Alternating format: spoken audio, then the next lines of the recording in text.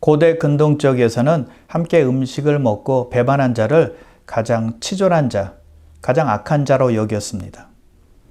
그런 자가 바로 가룟 유다였죠. 가룟 유다는 약 3년 반 정도 예수님과 함께 했고 예수님과 동고동락했고 함께 음식을 먹었거든요. 자, 예수님께서 유다가 배신할 줄을 아셨나요? 네, 아셨습니다. 오늘 본문 21절인데요. 내가 진실로 진실로 너희에게 이르노니 너희 중 하나가 나를 팔리라. 제자들과 다 함께 있는 자리에서 예수님께서 너희 중에 하나가 나를 팔 것이다 라고 지금 말씀하고 있습니다. 자, 근데 예수님께서 유다의 배신을 이번만 말씀하신 것이 아니었습니다. 자, 앞부분에 예수님께서 제자들의 발을 씻기실 때도 이렇게 말씀하셨어요. 너희가 깨끗하나 다는 아니니라. 한 사람이 깨끗하지 않은데 그 사람이 바로 가룟 유다라는 것입니다. 그리고 오늘 본문 26절에 보면 6월절 만찬 석상에서 예수님께서 내가 떡 한 조각을 적셔다 주는 자가 그니라 라고 말씀하시면서 유다에게 떡 한 조각을 주셨어요. 예수님은 한 번이 아니라 계속해서 반복적으로 유다의 배신을 알려주신 것입니다. 아주 공개적으로 알려주셨다는 것입니다. 유다로 하여금 회개할 기회를 주신 것입니다. 깨닫고 돌아서라는 겁니다. 왜요? 유다의 발을 씻겨주실 정도로 유다를 사랑하셨기 때문입니다. 그렇게 주님의 사랑을 받은 유다였지만 예수님께서 깨달으라고 누누이 말씀해 주셨건만 그는 돌이키지 않은 것입니다. 거부한 거예요. 유다는 완악한 사람이었다는 것이죠. 오늘 본문은 예수님께서 유다가 자신을 팔 것이다 라는 말씀을 아주 자세하게 말씀하고 있는 본문인데요. 오늘은 그래서 유다가 왜 배신했는지 살펴보도록 하겠습니다. 자, 먼저 유다는 어떤 사람이었을까요? 철저하게 이중 생활을 한 사람이었습니다. 예수님에 대한 배신을 계획하면서도 함께 생활했던 제자들에게는 완전히 비밀로 했거든요. 아무도 몰랐습니다. 아무도 자신을 배신할 자라고 생각하지 못할 정도로 철저하게 사람들을 속인 거예요. 가끔 뉴스에 보면 경찰이 흉막범을 잡습니다. 아주 끔찍한 어떤 죄를 저지른 사람이에요. 자, 근데 그와 한 동네에 살았던 사람이 가끔 이런 말을 하게 되죠. 와, 정말 그 사람이 그런 죄를 저지를 줄은 꿈에도 생각하지 못했습니다. 그는 착했어요. 또 정도 많았고 친절했거든요. 근데 어떻게 그런 좋은 사람이 그런 악한 짓을 했을까요? 이렇게 말하는 경우들이 꽤 많이 있다는 것입니다. 사람은 얼마든지 이중생활을 할 수 있다는 거예요. 자기 악함을 감출 수가 있다는 것이죠. 근데 여러분, 사실 모든 사람은 이중생활을 하며 살아가고 있습니다. 혼자 있을 때와 남들과 함께 있을 때 똑같이 행동하는 사람은 거의 없기 때문입니다. 남이 볼 때와 남이 보지 않을 때 차이가 많다는 겁니다. 우리는 사람들과 함께 있을 때 나의 진짜 모습을 감추려고 할 때가 많다는 것이죠. 뭐 일부러 그렇게 할 때도 있지만 어쩔 수 없이 내가 그렇게 행동할 때도 많이 있습니다. 왜요? 나 자신을 방어해야 되니까. 내 자존심 세워야 되니까. 또는 잘 보여야 하니까요. 남들과 함께 있을 때는 나의 나쁜 모습은 감추고 좋은 모습만 보이려고 하는 것입니다. 그래서 아는 척도 하는 것이고 가진 척도 하는 거예요. 그런데 심하면 과장이 되고 또 부풀려서 말하게 된다는 것입니다. 거짓말을 하는 거예요. 그것이 문제라는 것이죠. 정직하지 못한 것이니까요. 남을 속이는 거니까요. 그래서 우리에게 필요한 것이 삶의 투명성이라는 겁니다. 완전할 수는 없겠죠. 그러나 노력해야만 하는 것입니다. 우리 예수님은 어떠셨을까요? 아주 투명하게 사셨습니다. 집에서나 사람들과 만날 때나 똑같으셨다는 것입니다. 우리도 그렇게 해야 되는 것입니다. 집에서나 또 교회에서나 똑같아야 되는 것입니다. 세상에서나 교회에서나 똑같아야 된다는 것입니다. 나 혼자 있을 때나 또 사람들과 함께 있을 때 같아야 된다는 것입니다. 물론 완전할 수 없겠죠. 그러나 같아지도록 노력하는 것은 굉장히 중요한 것입니다. 나 진짜 모습은 싹 감추고 다른 사람인 것처럼 말하고 행동하는 것은 옳지 않은 것이기 때문이죠. 정직하지 못한 겁니다. 순수하지 못한 거예요. 그래서 우리에게 필요한 것은 삶의 투명성이라는 것이죠. 그래서 유다는 겉과 속이 달랐고 혼자 있을 때와 여튼가 제자들과 함께 있을 때 달랐다는 거예요. 자, 믿는 사람에게 이런 모습이 있다면 제일 상처받는 사람들은 누굴까요? 그의 자녀들입니다. 자기 부모님이 교회에서는 예배도 잘 드리고 헌금도 잘하고 봉사도 열심히 하고 또 어려운 사람이 있으면 위로하고 돕고 기도해 줍니다. 배려심도 좋습니다. 교회에서는 너무나 친절해요. 정말 착한 사람이에요. 그런데 교회 밖에서는 완전히 다르다는 것입니다. 이기심 많고 비정직하게 돈을 벌고 무자비하고 인정사정 없는 사람으로 바뀌게 된다는 것입니다. 자, 그런 모습을 자녀들이 본다면 어떻게 생각할까요? 교회 나갈 마음이 생기겠습니까? 달라도 너무 다르니까요. 자, 그리고 이런 모습을 보면서 비웃는 사람들은 누굴까요? 예수 믿지 않는 사람들입니다. 교회 안에서는 존경받는 장로, 안수집사, 권사, 집사들이라고 하는데 교회 밖에서는 세상 사람들과 다를 것이 전혀 없이 행동하는 것입니다. 그러니 그들이 손가락질하고 또는 비난하고 비웃는 것이죠. 이런 모습이 예수 믿지 않는 사람들이 교회로 오는 것을 막는 것입니다. 그들의 문을 닫히게 하는 거예요. 마음의 문을. 전도의 길을 차단하는 것이죠. 결국 하나님의 영광을 가리게 되는 것입니다. 그래서 우리 모두는 교회에서나 세상에서나 가정에서나 예수님을 닮아가는 투명성이 필요하다는 것이죠. 자, 가장 가까운 사람으로부터 배신당하는 것은 정말 고통스러운 일입니다. 당해본 사람은 정말 알죠. 그 마음이 어떤지. 자, 그런데 항상 함께 생활했던 사람으로부터 또 배신당하면 어떨까요? 그건 더 견디기 힘든 일일 것입니다. 우리 주님이 바로 그런 일을 당하신 것입니다. 그래서 오늘 본문 21절에 예수님께서 심령이 괴로우셨다라고 말씀하고 있는 것입니다. 유다의 배신, 유다의 죄 때문에 예수님께서 힘들어하셨고 마음 아파하신 것입니다. 즉, 죄는 하나님의 마음을 아프게 하는 것입니다. 창세기 39장에 보면 요셉이 보디발의 아내가 유혹을 할 때 이렇게 말을 했습니다. 내가 어찌 이 큰 악을 행하여 하나님께 죄를 지으리까? 우리가 죄를 지을 때 그것은 큰 악을 행하는 것이고 그때 하나님께서 마음 아파하신다는 것입니다. 우리가 죄를 지으면 다른 사람들에게 고통을 물론 주지만 가장 힘들어하시는 분이 하나님이라는 것입니다. 죄가 하나님을 슬퍼하게 하는 거예요. 성경은 성령을 근심하게 하지 말라라고 말씀하고 있습니다. 죄를 지으면 성령 하나님께서 슬퍼하시고 근심하신다는 거예요.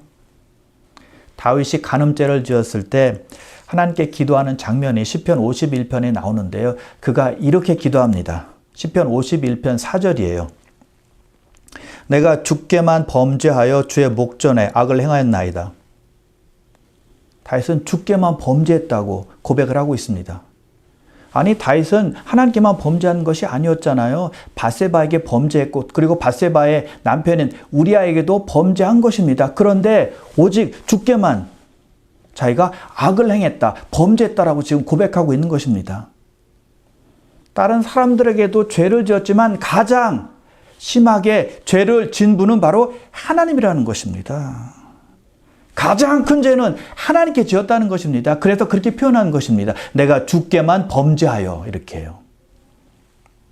우리가 죄를 지을 때 하나님을 슬프게 하는 것이고 하나님 마음을 아프게 한다는 것입니다.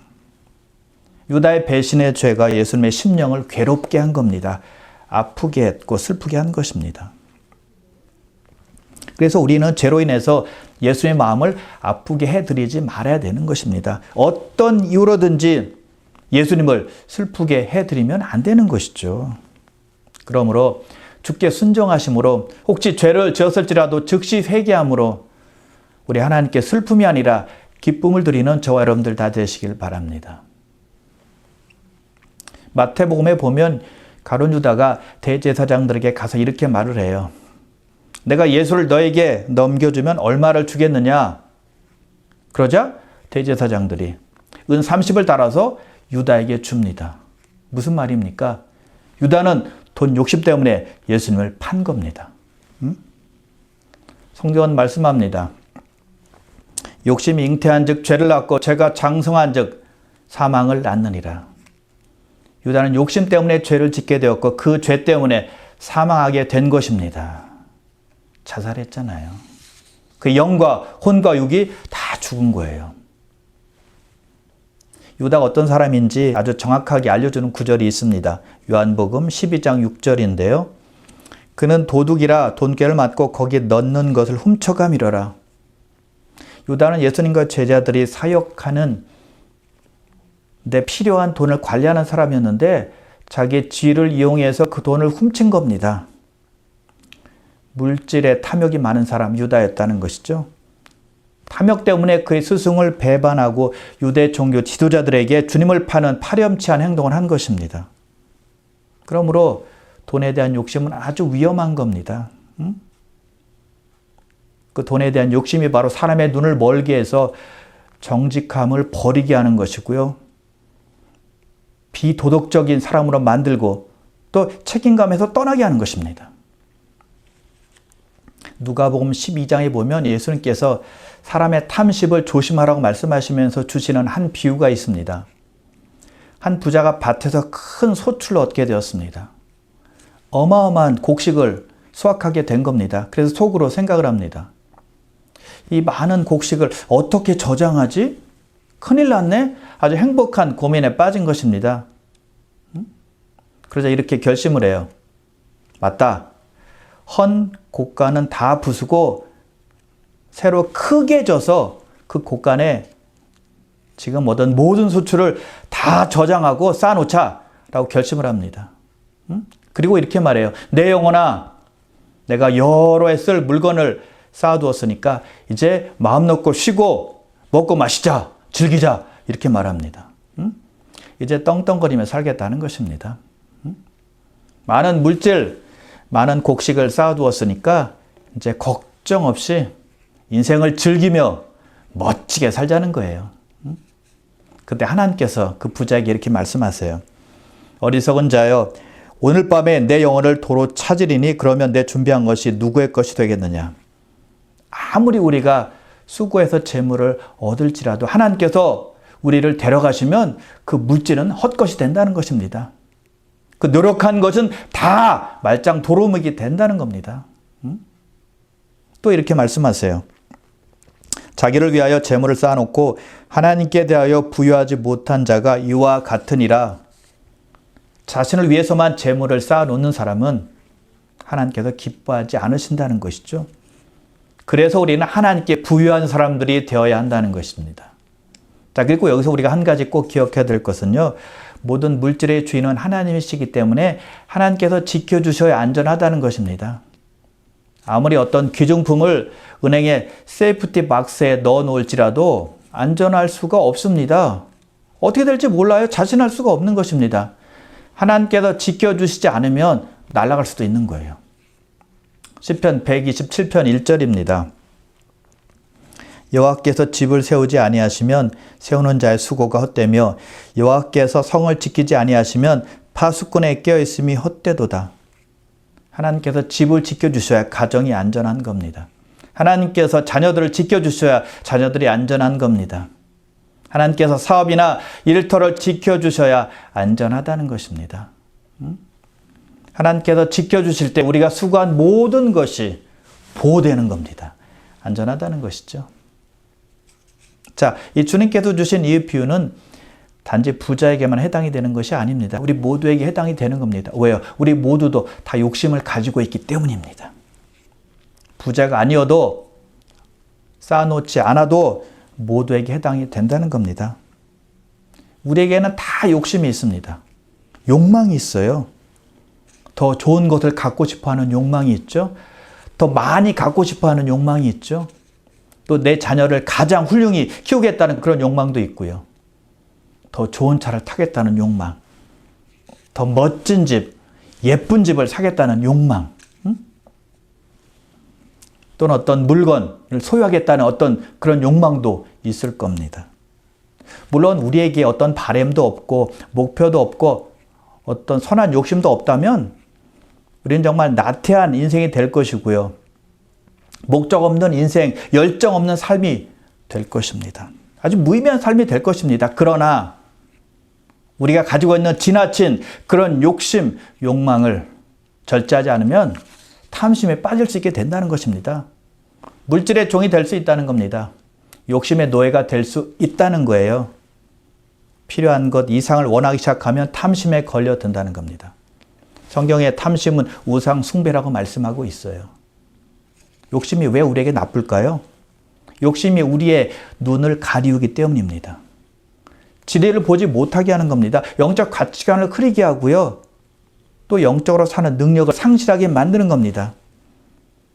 그래서 세상 즐거움을 찾기 시작하고 결국에는 하나님과 멀어지게 되는 겁니다. 인간의 탐욕은 끝이 없습니다.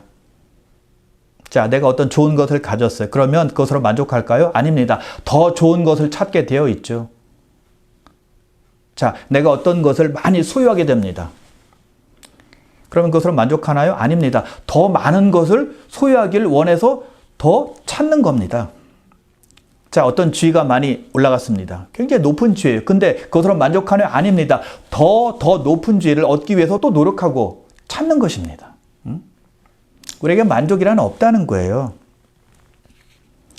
한 농부가 부지런히 일해서 제법 넓은 농지를 소유하게 되었습니다. 근데 농부는 그것으로 만족하지 못해요.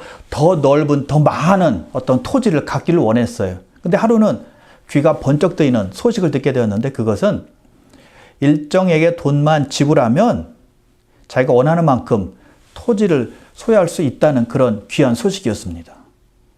그러자 이 농부는 자기가 가지고 있는 재산을 다 팔아서, 농지를 팔아서 그 돈을 가지고 그것으로 달려갑니다. 정말 가보니까 광활한 대지였습니다.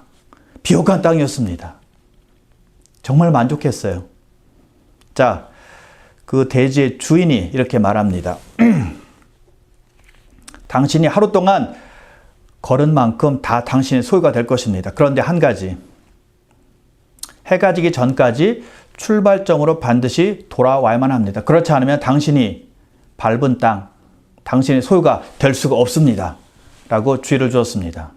그 농부는 오케이 하고는 달리기 시작합니다. 마라토너처럼, 질풍처럼 내 땅 하면서 하나라도 더 소유하기 위해서 단 한순간도 쉬지 않고 달리고 또 달립니다. 아주 사력을 다해서, 죽을 힘을 다해서 달리고 또 달립니다. 해가 질 때가 되자 그 농부는 출발점으로 다시 돌아왔습니다.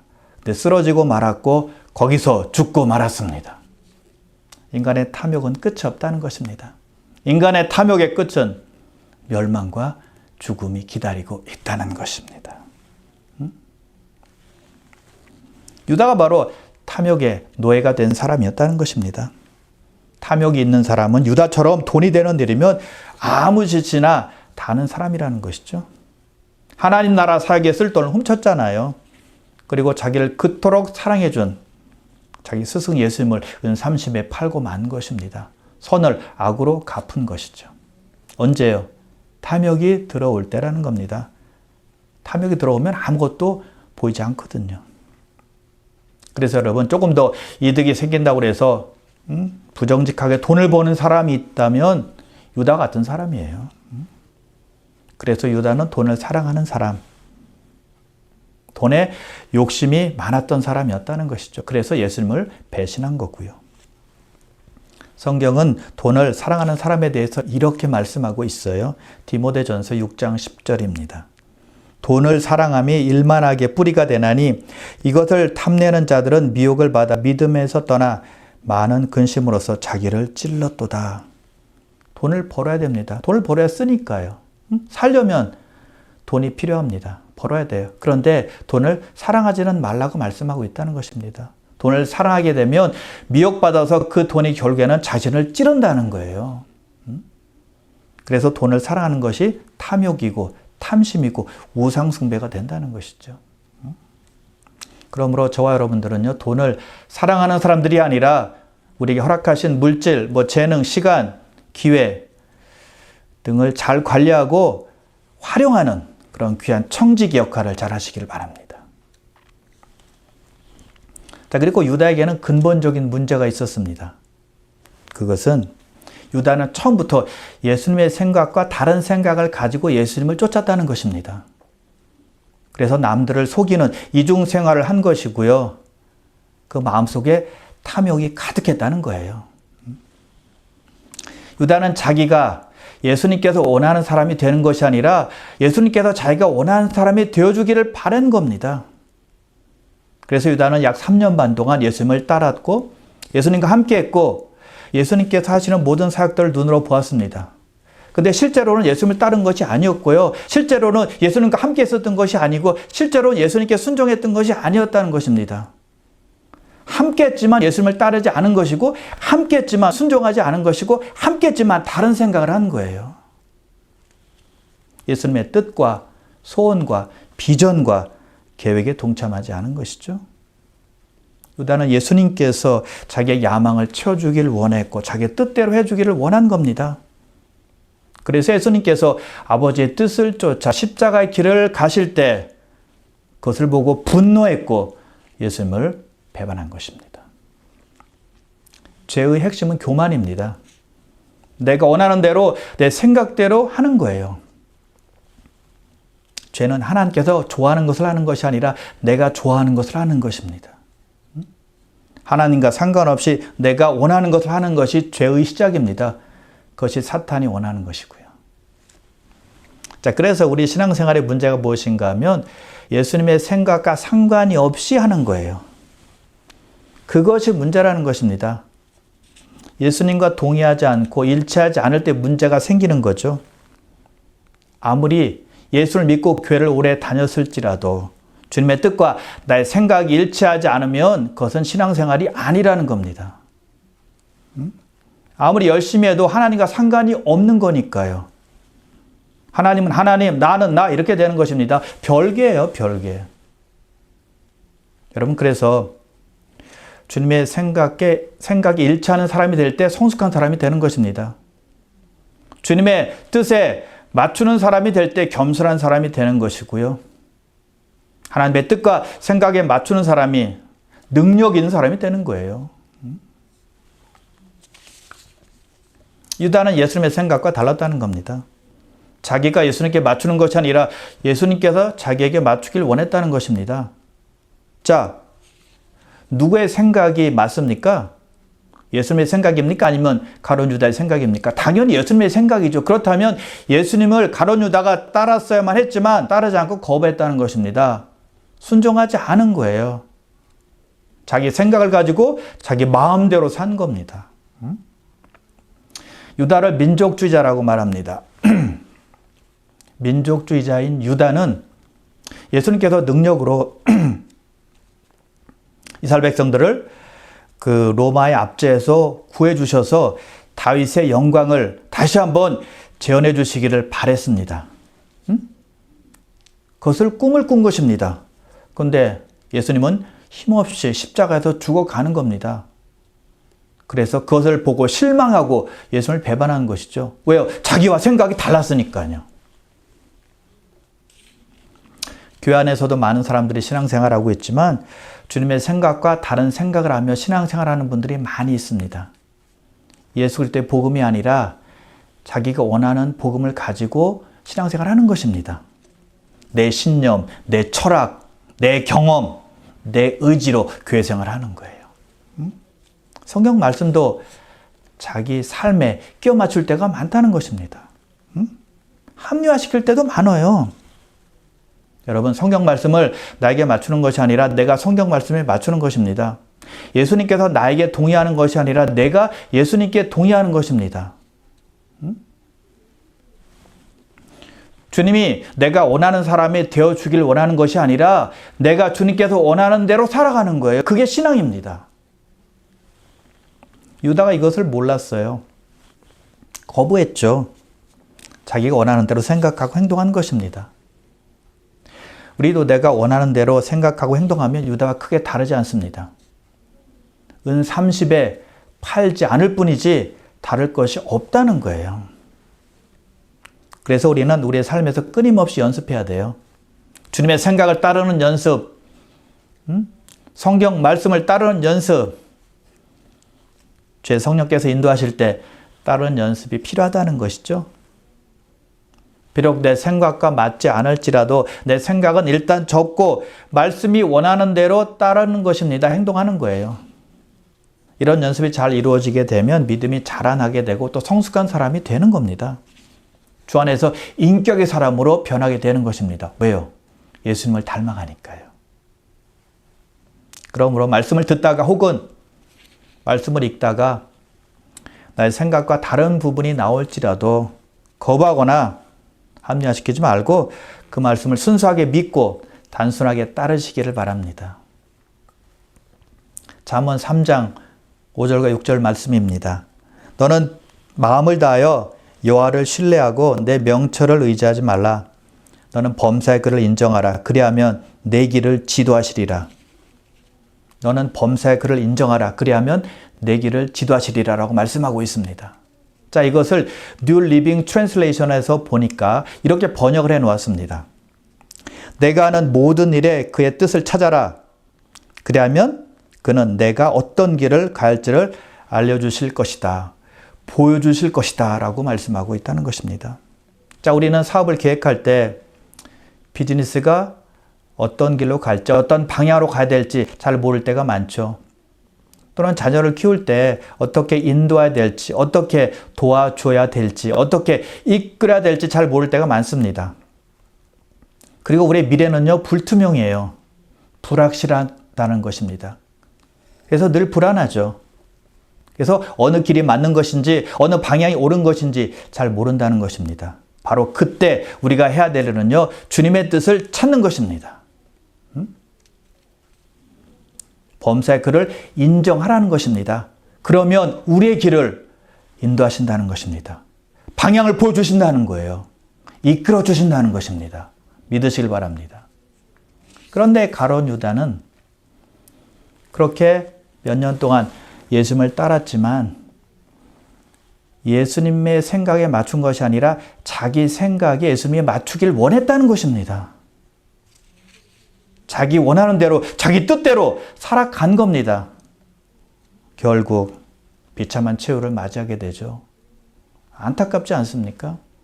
자, 그런데 성경에 보니까 아주 우리에게 귀감이 될 만한 인물이 나옵니다. 에녹이에요.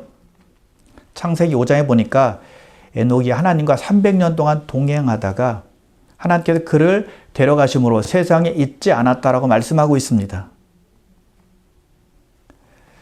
에녹은 하나님과 300년 동행하다가 죽음 없이 하늘나라 간 겁니다. 자, 우리가 누가 동행을 할 때 가장 필요한 것이 무엇인가 하면 내가 그 사람에게 생각을 맞추든가 그 사람이 나에게 내 생각에 맞추든가 둘 중에 하나 하면 되는 것입니다. 자, 에녹이 하나님과 동행했다고 했는데 하나님이 에녹에게 생각을 맞추셨겠습니까? 아니면 에녹이 자기의 생각을 하나님의 생각에 맞췄겠습니까? 당연히 에녹이 하나님께 맞춘 겁니다. 그래서 무려 300년 동안이나 동행할 수 있었다는 것입니다. 그 긴 세월 동안 하나님과 즐겁게, 신나게, 재미있게 동행하다가 죽음 없이 하나님의 나라에 들어가게 된 것입니다. 할렐루야. 그러므로 귀한 성도 여러분, 우리도 주님의 생각과 뜻에 맞추어 살면서 그래서 주님과 평생 동행하심으로 영혼이 잘됨같이 범사가 잘되며 강건한 하나님의 축복 속에서 살아가시기를 주님의 이름으로 축원합니다.